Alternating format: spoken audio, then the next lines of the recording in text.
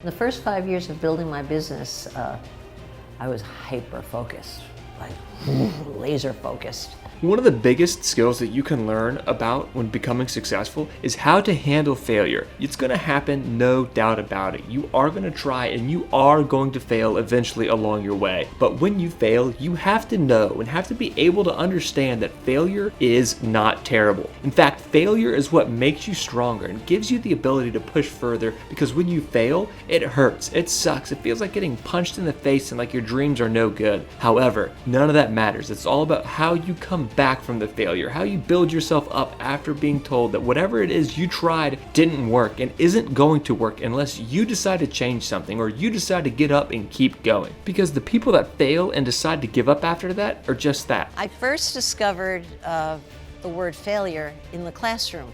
People who give up, they will never become successful because they stopped trying to pursue their dreams because they got scared by one failure. They didn't think it was worth it in the long run. When in actuality, if you give up because you failed, all that time and energy and effort that you poured into your goals and your dreams night in and night out is just an absolute waste of time. Because if you give up, then all of that goes to nothing and you have nothing to show for all that time and energy poured into your heart and soul for your dreams and goals. That is why you should never give up, because you never know when coming back from a failure will be the only time that you become successful. You can fail 170 times, but on the 171st time when you get up, that can be the time that you're successful. It's an attempt to make up for those days and to prove that I'm not stupid. I mean, I'm always striving because I can't forget that. It's so much a part of me.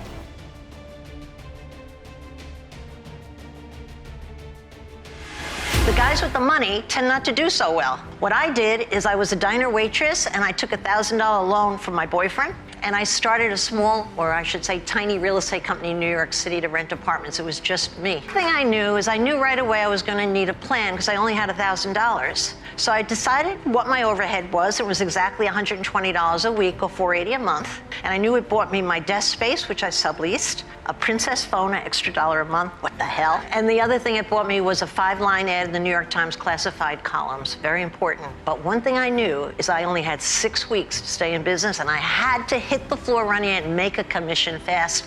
And luckily for me, I did. And now this is how I worked my plan my entire life. Simple. Every time I had an extra $480, which represents a 1-month overhead, I took the $480 and I hired a salesperson because I knew I could afford them for 1 month. And when they made the extra $480, they hired a salesperson. Not they, I hired another one because they made the profit. Hired and hired and hired with the $480 until I had until I had 1,000 salespeople and sold my business for $66 million.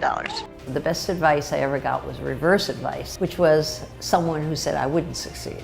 And it was the best for me, I should say. And that was my boyfriend / business partner, who left me to marry my secretary after I was in business with him and living with him for 7 years. And he told me on the way out the door, because I left finally when I had the courage and started my own business all over again. And he said I'd never succeed without him. I tell you, the best advice. An insult. I think I used that insult to build the rest of my career on the back of that insult. Fuel me when I couldn't find fuel in other places. So be careful. Women are vindictive. I got even. I got successful. In the first 5 years of building my business, I was hyper-focused, laser-focused. Had it in my mind on day 1, had it on day 2, I had it on day 14, and it never left my mind. All the work was about getting there, but that's the zone I was in.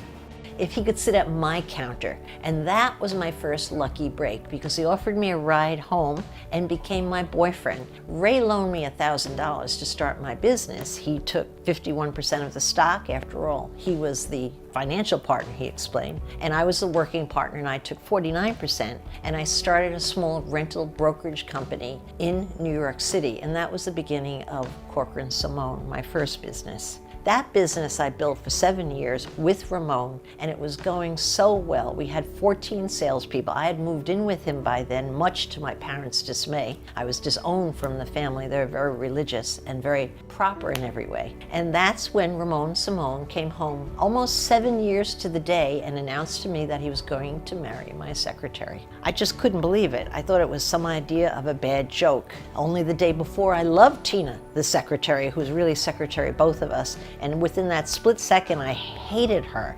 I started 3 related businesses to real estate, businesses that should have been wildly successful considering my posture in the market at the point I started them and the advantages I had. And out of the 3 that I started, I succeeded at 1. But you know what I learned? I learned people only count your successes. If you're labeled a winner, people say, oh, you're amazing, you're going to succeed. They never counted my losses. I always had a batting average of 2 to 3 losses for every good thing I did. But somehow people just never remember them. I was giving a speech, the first speech of my life, thank God. I was invited to talk to Citibank, a room full of 80 bankers. Oh my God, who had business to give me. I was so excited, but of course I opened with what wasn't a good joke. Now I've learned you don't open with a joke. Nobody laughed. Well, bankers have no sense of humor. Sorry if there's anybody in them. Right? So even if it was a good joke, I think I was doomed for failure. But I lost my voice and just had to stand there until the moderator asked me to sit down. I couldn't even move off the podium.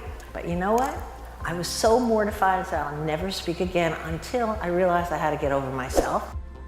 Thanks so much for watching. Please like the video, subscribe to the channel, and leave us a comment down below.